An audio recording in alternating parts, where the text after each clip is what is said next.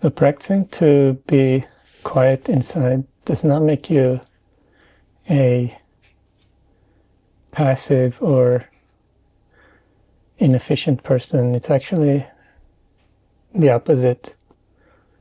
When we chase empty pleasures, like aimless stimulation, we feel drained and our willpower becomes weaker. And when our willpower becomes weaker, we come into this negative loop of procrastination, negativity. It's almost like our vibe drops, our frequency drops, and then there's more unhealthy patterns kind of start to develop from there. And then if you practice to find rest inside, find quiet inside, you almost generate a kind of potential active energy that you can use in your life. And you can only sit for so long.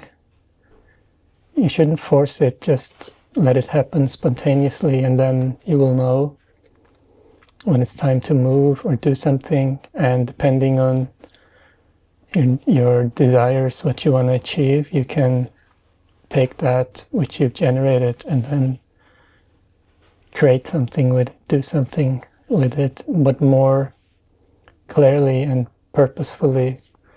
And that way you create this positive loop where you strengthen these healthy habits, eating well, sleeping well, because it all happens on a moment-to-moment basis. And the more capacity, the more inner clarity you have to make the next decision, the more likely you are to make a good decision and then create a positive loop, a healthy loop.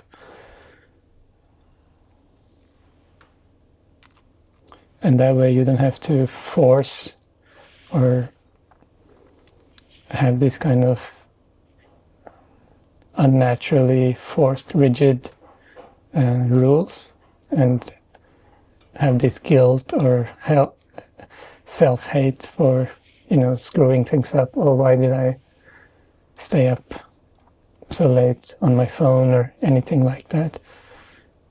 Once you understand it's a moment-to-moment practice and it's okay to fall off and then come back, and you're building a kind of foundation of clarity. And every time you can make a decision where you feel in the moment, I really have a choice, and this impulse is not overpowering, it's not like an evil thought that I must resist. Instead, it just becomes, oh, there is this pull that wants to bring me into a certain action, and I have a choice. And then if you, instead of resisting, you just feel into it, and then from there the choice gets even more clear. It's like, what serves me at this moment, and then you make the decision from there.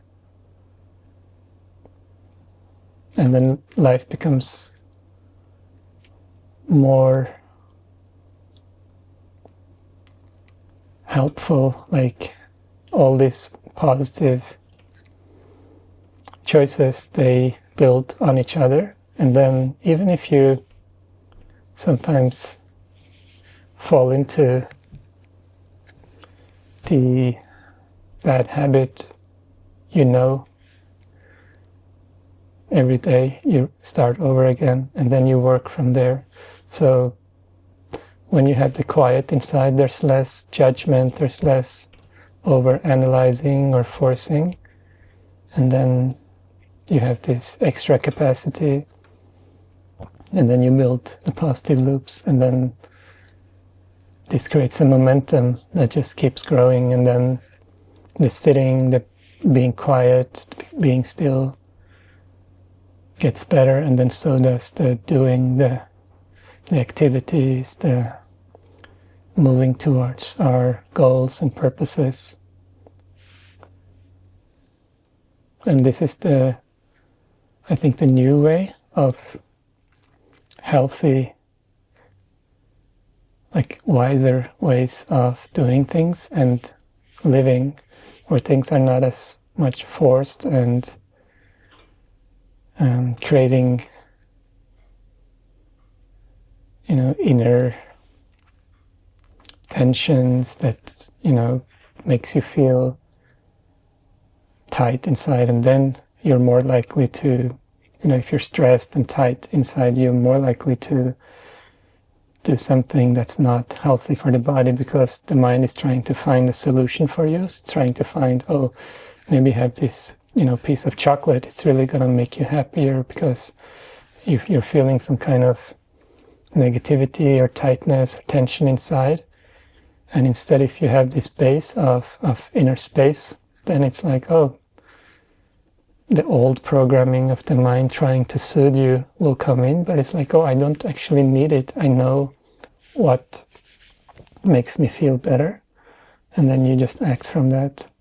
And it's a process. It's not necessarily something you just flip in a day, but it's all like a fun game to play.